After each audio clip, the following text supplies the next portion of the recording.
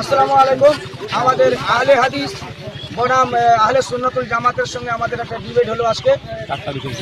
চারটা বিষয় নিয়ে আলোচনা হয়েছে। একটা বিষয় হলো চারটি বিষয় নিয়ে আলোচনা হয়েছিল।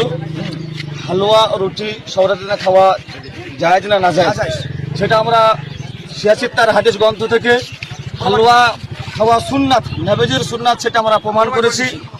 দ্বিতীয় বিষয় ছিল কবর জিয়ারত করা, সেটা সম্মিলিতভাবে কবর জিয়ারত করা জায়েজ না নাজায়েজ, এটা আমরা আহলে সুন্নাতুল জামাতের পক্ষ থেকে প্রমাণ করেছি। সিয়াসিত্তার হাদিস থেকে সম্মিলিতভাবে কবর জিয়ারত করা সহিহ হাদিস পাকের মধ্যে রয়েছে।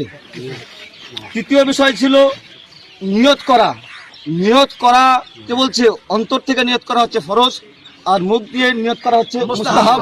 এটাও আমরা কে বলছে সহিহ হাদিস থেকে, বুখারী শরীফ থেকে আমরা এটা প্রমাণ করেছি। চতুর্থ নম্বর বিষয় ছিল মিলাদ ও কিয়াম, কোরআন ও হাদিসে নাই, তারা আহলে হাদিস পক্ষ বলেছিল।